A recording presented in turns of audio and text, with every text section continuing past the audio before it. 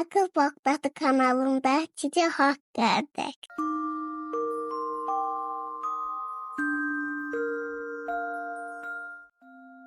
Bismillahirrahmanirrahim. Gecə hekayəsi. Danışan sizin Kövsər bacınız. Bu axşamın hekayəsi şirin dilli. Biri var idi, biri yox idi.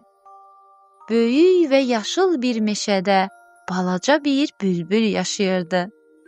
Onun adı şirin dilli idi. O çox gözəl danışırdı və səsi də çox şirin idi. Hər kəs onun mahnılarını sevirdi. Meşədəki bütün heyvanlar onu çox istəyirdi.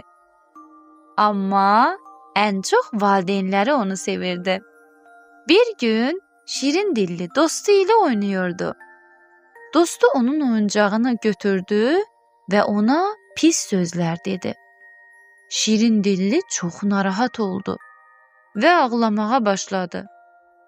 O evə uçdu və anasının yanına gələrək dedi: "O, ana, mən Ancaq anası heç nə başa düşmədi. Çünki şirin dilli yalnız ağlayırdı və danışa bilmirdi. Anası şirin dilliyə kömək etmək istəyirdi. Amma nə baş verdiyini anlamırdı. O gün şirin dilli çox kədərləndi və axşam ağlaya-ağlaya yatdı. Şirin dilli yuxusunda meşənin müdrik bülbülünü gördü. "Niyə bu qədər kədərlisən, şirin dilli?" Müdrik bülbül soruşdu. Şirin dilli ağlayaraq dedi: "Dostum məni ağlatdı, oyuncağımı aldı. Anama danışdım, amma o məni anlamadı." Müdrik bülbül gülümsəyib dedi: "Bəs sən anana nə dedin?" Şirin dilli düşündü və cavab verdi. "Dedim ki,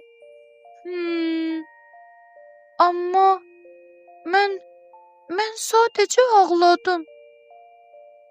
Müdrik bülbül dedi: "Əgər ağlaya-ağlaya danışsan, heç kim nə dediyini anlamaz.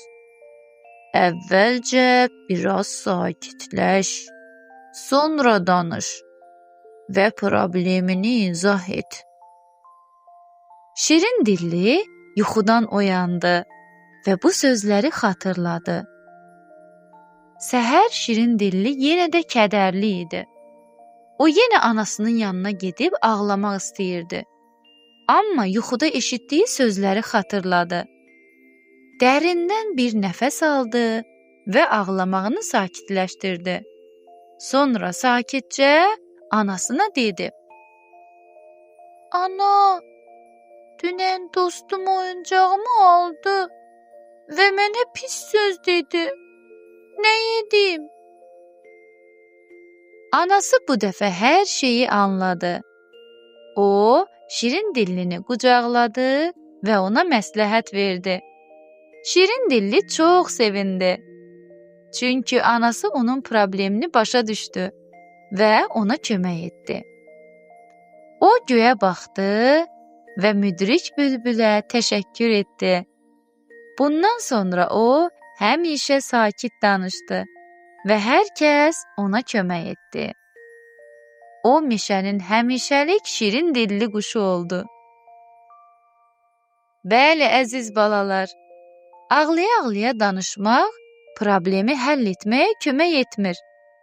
Əvvəlcə sakitləşmək, sonra danışmaq lazımdır. Düzgün və sakit danışmaq başqalarının bizə kömək etməsinə kömək edir.